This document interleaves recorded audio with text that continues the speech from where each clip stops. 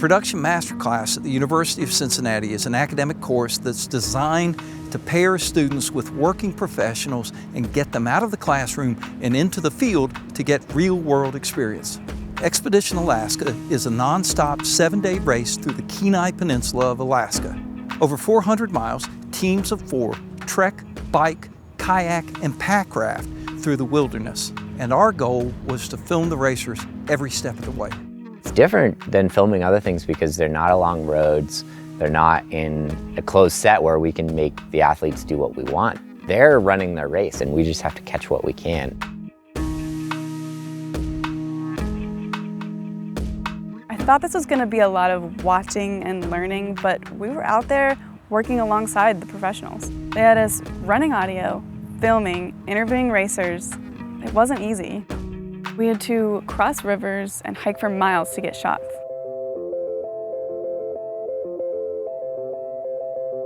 We wanted students to learn from top-notch storytellers and work with the latest technology, including drones.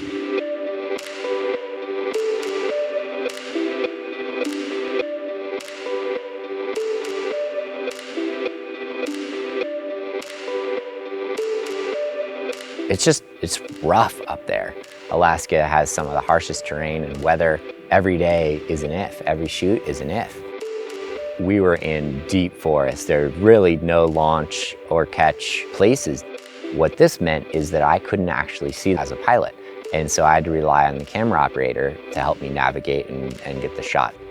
Teamwork was really crucial. And this is really where the dual operator system shines, where we can work together as a team to really get stunning shots that a single operator could never get. He'll tell me how he's going to fly and where he's going to go, and I will take control of the camera, and we try to get a really cool shot.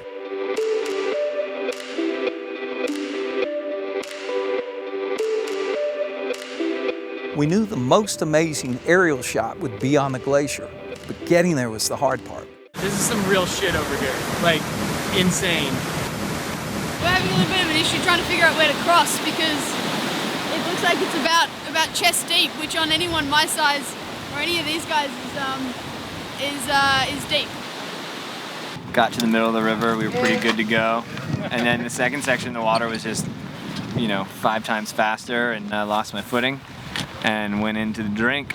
Just within a second of that, I was gone. I was being washed down next to Brian, and the camera just kind of got ripped out of my hand from the water. And my right foot got caught on a rock and got sucked under. Couldn't get back up.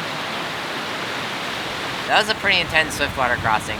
I'm really glad that everyone's made it without any horrible injuries or drownings. We're gonna have to be more careful in the future. All in all, we made it across with most of the gear. Hopefully the remote works and we can get some cool shots up there. The camera remote got wet, got splashed, and it's not turning on, so I have the battery out, drying it out a little bit, and we'll see if we can get it to turn back on. When we got through the river, that was the access point to the Clutna Glacier. It was my first time on the glacier, on any glacier, and a lot of the team, their first time as well. Filming on the glacier was really challenging because it was by far the strongest winds that I've ever flown in. It's a pretty hairy experience standing under that with all that power and propellers. The shots were totally worth it. It was stunning to see the glacier from the air. The ice is just this incredible blue.